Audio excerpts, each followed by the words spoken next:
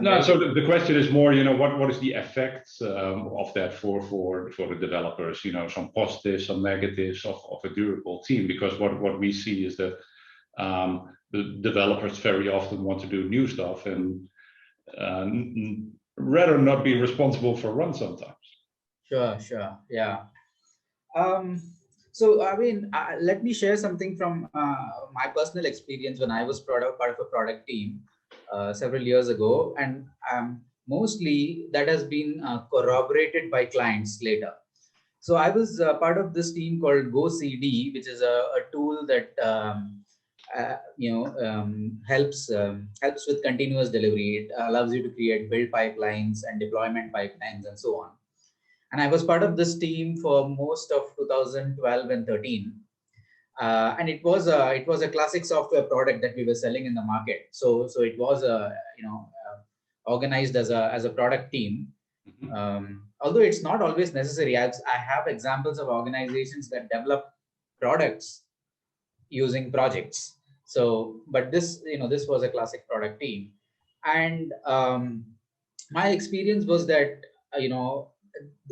being part of a team for 2 years like this, it leads to much better team dynamics. Like I was able to, as a team, we were bonding much better. We understood each other's personalities much better, each other's strengths and weaknesses much better. It also allowed us to go deeper into technology. Sometimes, on projects, you build some stuff, you don't stick around long enough to see how well it performs in production. That becomes the job of a support team or something. But here you're there for the whole life cycle. So, and I guess also because of the nature of this product that we were building, I got a lot of opportunity to go deep into the technology. Yeah, I mean, dealing with support tickets, at that time, for example, it gives you better perspective as a developer. So, for example, as a developer, and ThoughtWorks has always pioneered agile ways of working. So we used to be big champions of, say, test-driven development and actually driving the test with these tools. So I remember we used to use this tool called IntelliJ because the backend was Java and the front end was Rails-based front end.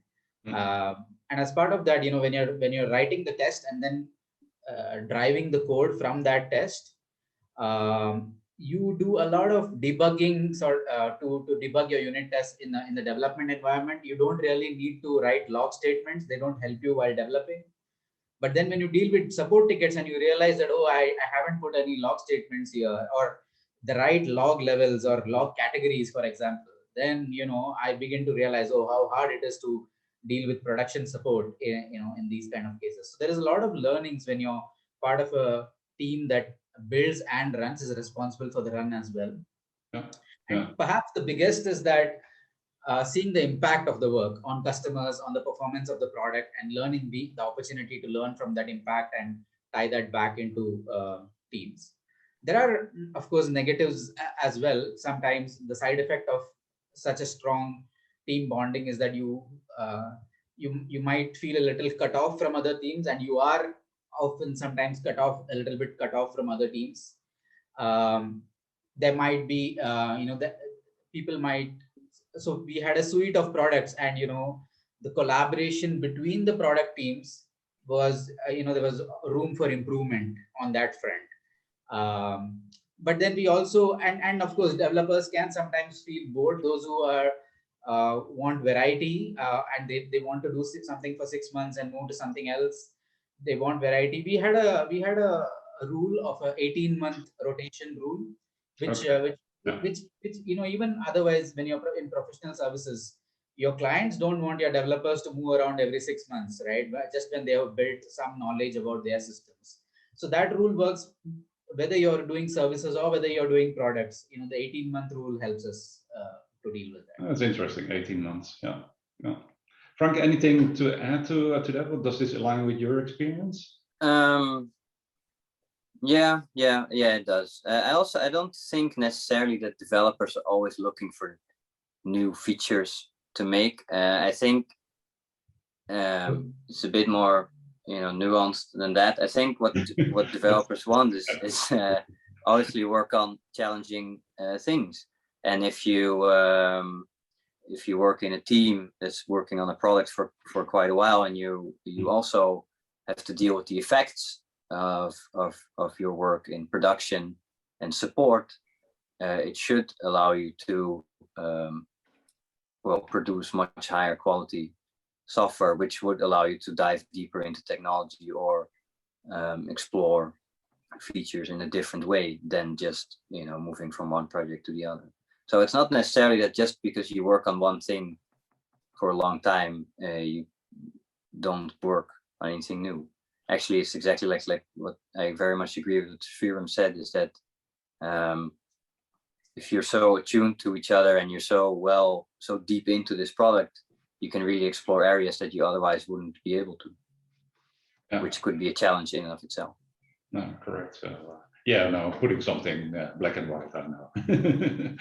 The support ticket, the support ticket that you guys mentioned is interesting. We use our support tickets as almost a way for people to learn the platform. We've got an on-call rotation whereby we're pretty small platform. We don't have and we don't do support tickets customer facing, so it's only internal facing with our operational team. So we don't get 200 requests a day. We get on a bad day we get 7, 8, 10 requests maybe, something not going right. But so what we do is we have an on-call rotation where every day another dev is on call, and he acts as a triage agent almost. But so what that means is really when they are on call, they are really exposed to everything within the technology department. Sometimes it's not even development related. Sometimes it's SaaS tools that we use or whatever that go wrong. And so we almost use that as a way for them to learn the system and for them to get more familiar with everything that we're using. And so I guess it's an adaptation to you build, you maintain. It's sort of you build, you maintain, but somebody else will triage it to you if you build it, sort of thing. So